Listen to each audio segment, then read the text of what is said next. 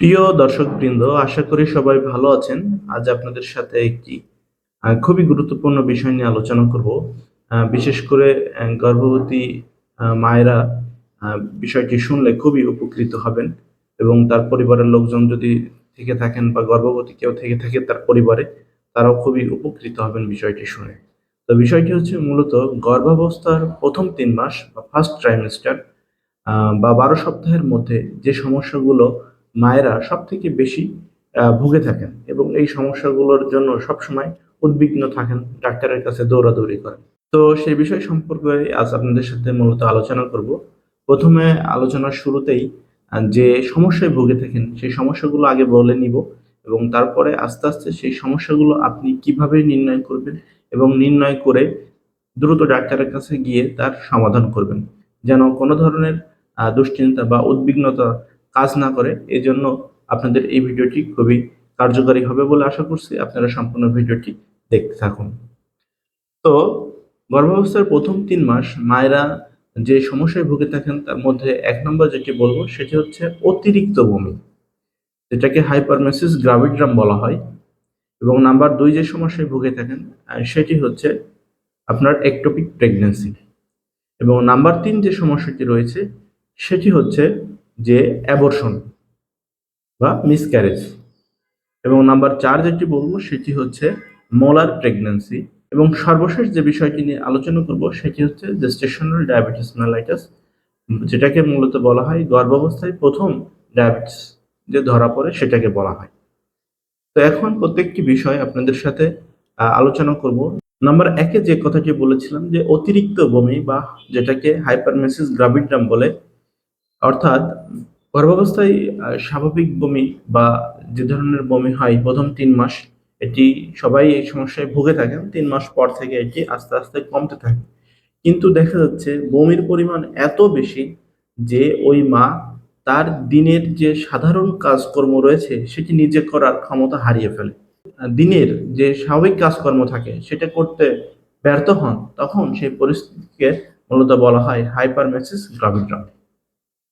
তো এটি কি কারণে হয়? এটি দেখা যাচ্ছে হয় কি, যার ২ টা বাচ্চা পেটে থাকে তার অনেক সময় হতে পারে। আবার দেখা যাচ্ছে যার পরিবারে এরকম অতিরিক্ত বমি হওয়ার আ ইতিহাস রয়েছে তার হতে পারে। আবার দেখা যাচ্ছে আনপ্ল্যান্ড যদি প্রেগন্যান্সি হঠাৎ করে বাচ্চা পেটে চলে এসেছে এরকম হয় তখনও হতে পারে। আরেকটি গুরুত্বপূর্ণ বিষয় হচ্ছে যদি কারোর মোলার প্রেগন্যান্সি হয়। এখন এই অতিরিক্ত বমির কারণে যদি কোনো ধরনের সমস্যা হয় তাহলে কিভাবে বুঝবেন? হ্যাঁ, অতিরিক্ত বমির কারণে যখন আপনি দেখবেন যে আপনার দিনের কাজকর্ম করতে সমস্যা হচ্ছে, আপনার প্রস্রাব কমে গেছে, অর্থাৎ শরীরে পানি শূন্যতা অনুভূত হচ্ছে, তখনই দ্রুত ডাক্তারের কাছে গিয়ে তার যথাযথ পরামর্শ নিয়ে যদি হসপিটালে ভর্তি হওয়া লাগে তাহলে সেটি হয়ে তার ব্যবস্থা নিয়ে এটি ঠিক করতে হবে। তাহলে আর এর কোনো ভয় থাকবে না এবং ৩ মাস পর থেকে কিন্তু এটি আস্তে, আস্তে কমতে থাকবে। তো অনেক মায়েরা এটি নিয়ে দুশ্চিন্তায় থাকেন যে কোনটি স্বাভাবিক আর কোনটি এই অতিরিক্ত বমি বা হাইপারমেসিস গ্রাভিডাম, সেটি যেন চিহ্নিত করতে পারেন। আশা করি এখন এই ভিডিওটি দেখার পর আপনারা সেটি বুঝতে পেরেছেন। নাম্বার ২ যে বিষয়টি বলব সেটি হচ্ছে একটোপিক প্রেগন্যান্সি। এই সমস্যায় কিন্তু অনেক মায়েরাই ভুগে থাকেন। তো এটিকে অবশ্যই সিরিয়াসলি হ্যান্ডেল করতে হবে। তো এর যে লক্ষণগুলো মায়ের শরীরে প্রকাশ পায় সেটি হচ্ছে দেখা যাচ্ছে যদি প্রেগন্যান্সি হওয়ার পরে তলপেটে কোনো ধরনের ব্যথা অনুভূত হয়, সেক্ষেত্রে তো অবশ্যই একটি আল্ট্রাসাউন্ড করে দেখে নিতে হবে যে আপনার একটোপিক আছে কিনা। হ্যাঁ? তাছাড়া মূলত অনেক সময় লক্ষণ বাদেও এই সমস্যা হয়। এজন্য মায়েদের উদ্দেশ্য পরামর্শ থাকবে যে বাচ্চার পেটে আসার পরে দ্রুত সম্ভব একটি আল্ট্রাসাউন্ড করে দেখে নেওয়া ভালো যে একটোপিক হচ্ছে কিনা। তো মূলত একটোপিকটা কি, বিষয়টা কি? একটোপিক হচ্ছে জরায়ুর যেখানে বাচ্চা হওয়ার কথা সেখানে ব্যতীত অন্য কোথাও যদি হয় সেটাকে একটোপিক প্রেগন্যান্সি বলে। তো অধিকাংশ সময় দেখা যাচ্ছে যে টিউব থাকে ওই টিউবের মধ্যেই এই একটোপিক প্রেগন্যান্সিটা বেশি হয়ে থাকে। তো অনেক মায়েরা এইটা সম্পর্কে আমাদের কাছে প্রশ্ন করে থাকে যে, "স্যার, একটোপিক প্রেগন্যান্সি হলে কি অপারেশন করা লাগবে? ওষুধের মাধ্যমে এটা যাবে না?" তো সে সকল মায়ের উদ্দেশ্যে বলব, যদি একটোপিক প্রেগন্যান্সি অ্যাকিউট কন্ডিশন হয়, অর্থাৎ দেখা যাচ্ছে একটোপিক প্রেগন্যান্সি কোনো লক্ষণ পাননি, কিন্তু হঠাৎ তীব্র পেটে ব্যথা এবং ব্লিডিং শুরু হয়েছে, এবং পেশেন্ট দেখা যাচ্ছে তার যে স্টাবিলিটি, অর্থাৎ পেশেন্ট বা গর্ভাবস্থায় যে মা থাকেন তার স্টাবিলিটি হারিয়ে গেছে, অর্থাৎ স্টাবল না, হেমোডাইনামিক্যালি সে স্টাবল না, তখন অবশ্যই সার্জিক্যাল ম্যানেজমেন্ট প্রয়োজন হয়।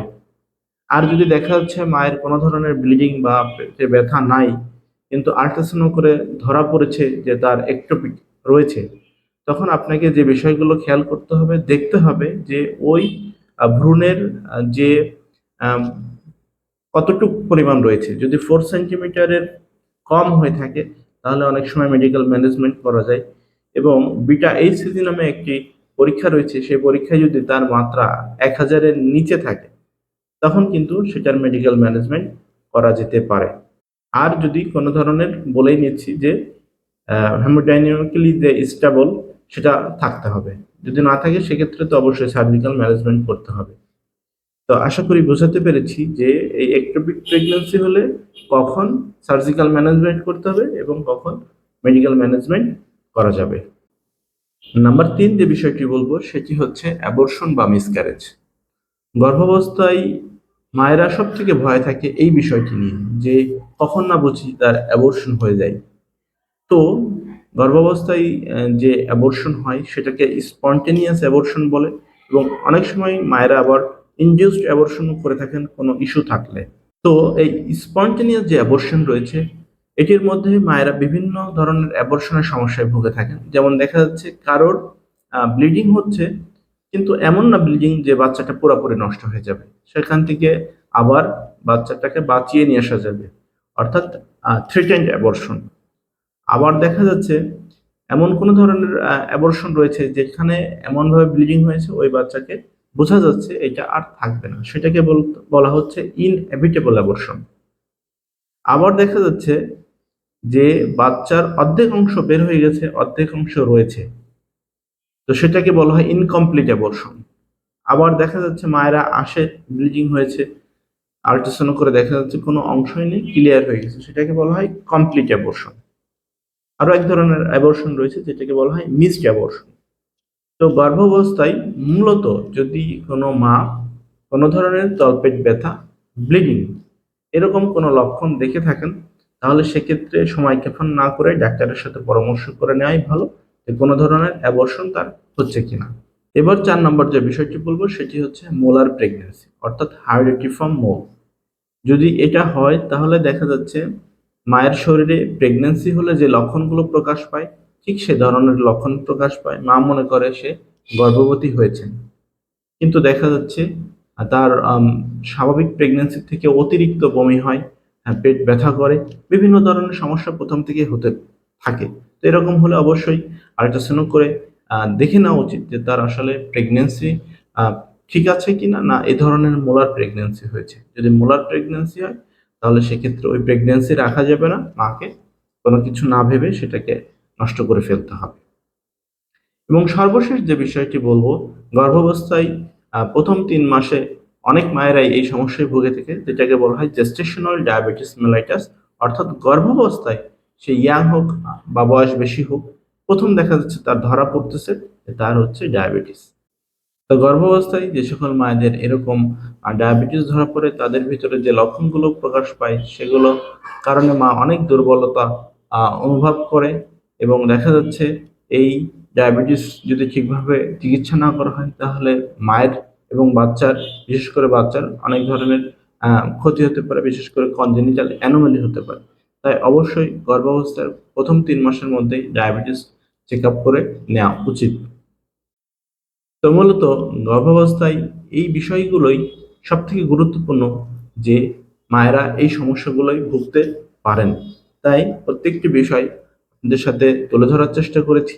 যদি কোনো ধরনের অস্পষ্টতা বা বুঝতে না পেরে থাকেন অবশ্যই কমেন্ট বক্সে কমেন্ট করুন। সবগুলি চেষ্টা করব বুঝিয়ে আবার বলার। আর সবসময় আপনারা এই বিষয়গুলো নিয়ে অবশ্যই সতর্কতা থাকা উচিত বলে আমি মনে করি, তাই আপনাদের সাথে ভিডিওটি শেয়ার করলাম। তো ভিডিওটি দেখার জন্য সবাইকে অসংখ্য ধন্যবাদ। সবাই ভালো থাকুন, সুস্থ থাকুন এবং দীর্ঘায়ু লাভ করুন। পরবর্তীতে কোনো এক ভিডিওতে আবার দেখা হবে। সে পর্যন্ত সবাইকে আল্লাহ হাফেজ।